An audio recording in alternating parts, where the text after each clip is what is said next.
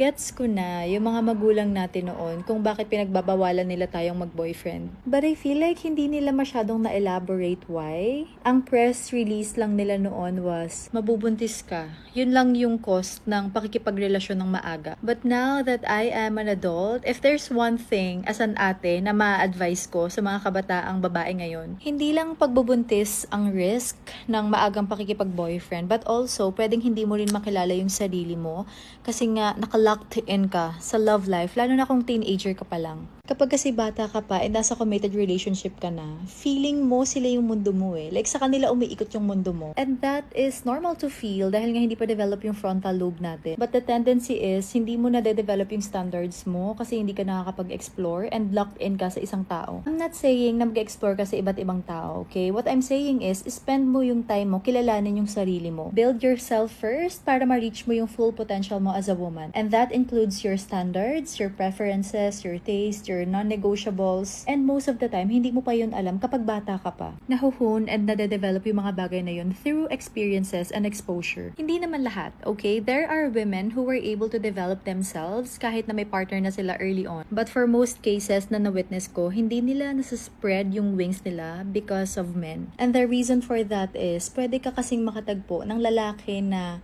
how do I say it? Like for example, pagbabawalan ka mag-makeup, pagbabawalan ka maging vocal, pagbabawalan ka na, alam mo yun, masyado kang ma-explore, pagbabawalan ka magsuot ng revealing clothes. And when you're young, babe, listen to ate, feeling mo nakakakilig yun. Feeling mo nakakakilig na pinagbabawalan ka niya mag-short, mag-makeup, kasi ayaw kanyang maagaw ng ibang lalaki. Trial and error din kasi ang pakikipagrelasyon, and as someone na business-minded, opportunity cost kapag bata ka pa, I mean, nasa 20s mo na ikaw, tapos hindi mo pa rin kilala yung sarili mo, hindi ka pa rin confident, tapos ang reason ay lalaki. Ay, hindi pwede yan. Mas swerte ka kung nurturing yung guy na makakasama mo in your younger years. But then again, risk nga siya and trial and error. So the best way is to not engage yet.